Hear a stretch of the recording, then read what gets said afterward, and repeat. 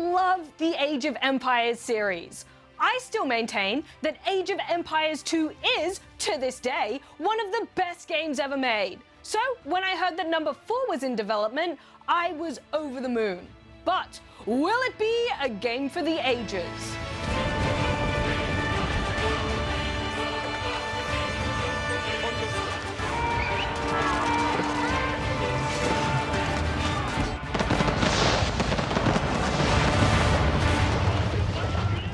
Age of Empires is a popular, long-running, historical real-time strategy series.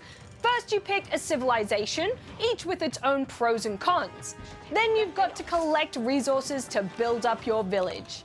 You can advance through various ages, which give you new technologies and units to research. Then amass an army to wipe out your enemies. Okay, to be fair, you can also win by doing things like building a big expensive structure called a wonder, or by capturing all the relics that are scattered across the map. But combat is a pretty big part of the game, which is split into two main parts, a single-player campaign or skirmish. Skirmish can be played against AI or in online multiplayer, either on maps with custom rules, or you can choose from a few preset scenarios. Back in my day, this was the way to play. Of course, the gameplay is largely the same across the board, but something about having the freedom to just grow your town feels really good. Despite being the 4th game in the series, the gameplay hasn't had any major changes. At times, it feels like Age of Empires 2 with some updated graphics and civilizations. But that's not really a bad thing. I have long said that that is exactly what I want the next Age of Empires game to be. Oh, plus larger population caps and more ages to move through. But unfortunately though, we don't get either of the last two. There's also only 8 civilizations to choose from, which feels a bit limited. I would guess that they're planning to add more later, but that's just a guess. However, there is one spot where there is definite improvement, and that is the campaign.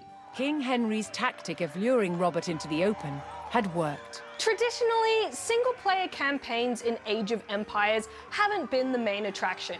But this time, I'm pleased to say it is really good.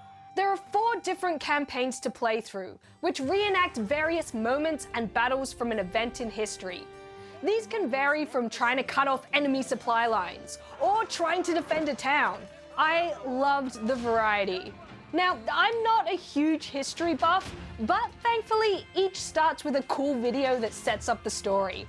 An army of over 100,000 men swept aside all resistance. They all felt like mini documentaries, and they got me really invested in the scenario I was playing.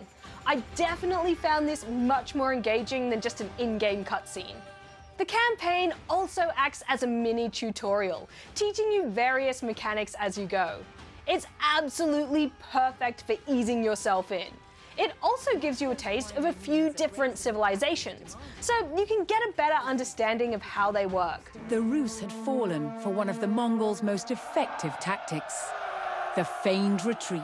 The campaign battles can also be hard, like really hard, even on intermediate.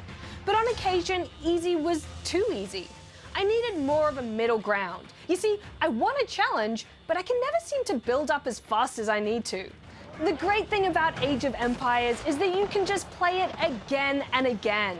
Number 4 feels true to the series, offering some fresh ideas on top of a tried and tested base.